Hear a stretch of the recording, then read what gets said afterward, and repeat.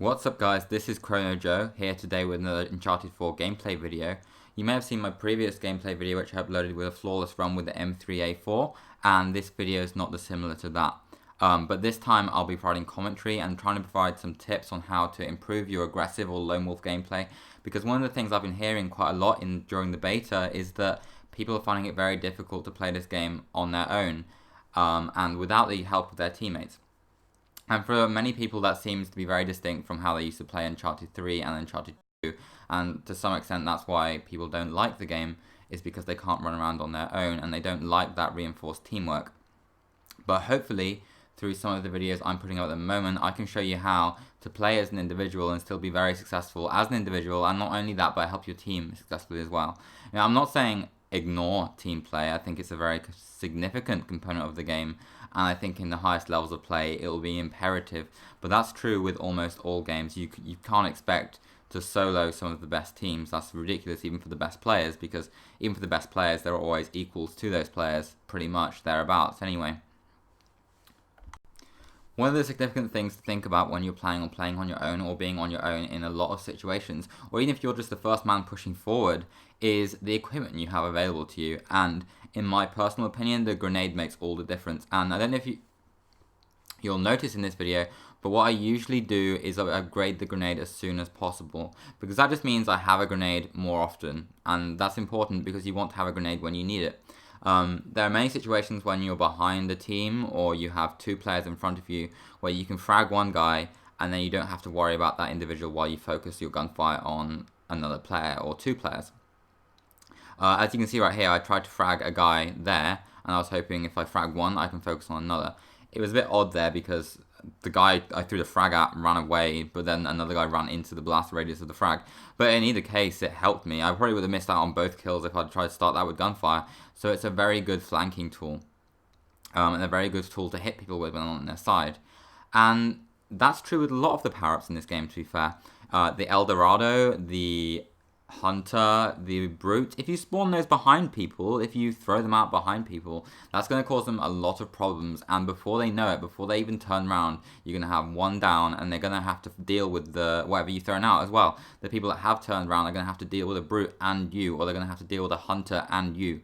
So that gives you the advantage. That means you can take 2 or 3 people as an individual, and it's not a problem, but you just need to accept this game's new features and start working with them to create a playstyle that allows you to be that kind of solo player. As you can see here, I'm not having any difficulty with these guys. I'm not having any difficulty just running around with the SMG. I'm skirting the outsides of the maps, avoiding being seen too often.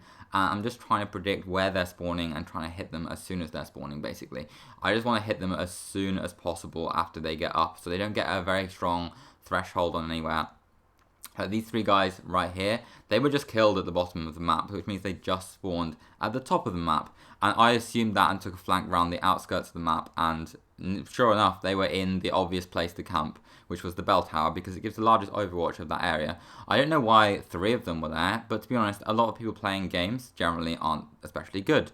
And that's the same true here in the beta. A lot of people playing the beta aren't especially good. So you can get a lot of very easy kills just by anticipating player movements, which are usually very obvious because they're not very good, and mopping up where you find them, basically. And one thing I really like about Uncharted 4 is the spawns are very predictable. And I think that predictability is a mark of a good game, because things should be predictable to be competitively valid. I don't want people spawning on my side randomly. I don't want people spawning behind me randomly. I don't want people randomly killing me because the game's algorithm decided that's what it should allow them to do. That's ridiculous. And I think a testament to a good game with respawns is the ability to predict those respawns, so you're not surprised. And that's definitely the case in Uncharted 4's multiplayer. As you can see here, I'm just mopping up a group of guys, and I do work with my team on more than one occasion, but I'm also the player that hits them first and hits them head on, if that makes sense. I'm usually the person at the front line. I'm usually the person that ends up getting the kills because of that. And that's why I end up with most of the kills in these matches, because I'm not hesitant to push forward. I'm not hesitant to take on 2 players, etc. Obviously, you need to have your own survival instinct. You need to know what situations you need to get out of. And in that case, it's very good to be very aware of where the rest of your teammates are.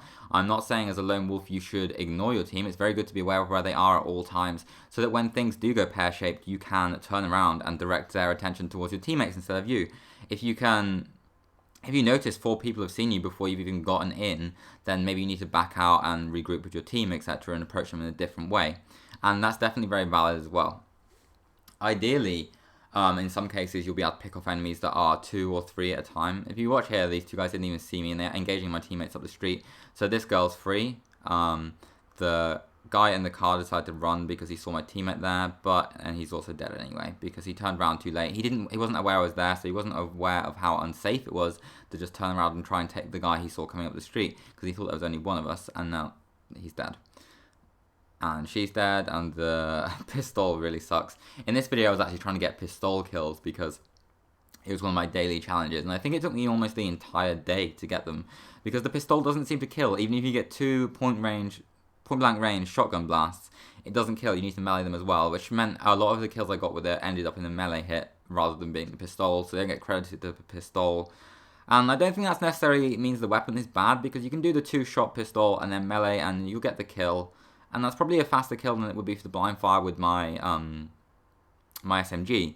But at the same time, it's kind of ridiculous, and you're never really going to get any kills with the actual weapon. But that is kind of a problem. Either way, this has been Chrono Joe, and hopefully this little gameplay video gives you some tips and hints on how to position yourself in a way that enables you to get on the flank of the enemy and be aggressive. Remember to make sure you're using your tools available to you at the time when you are hitting them, and you should be fine. Just try and stay on the flanks, use your tools, use your grenades, use your El Dorado, and good luck. Peace out. This has been Chrono Joe.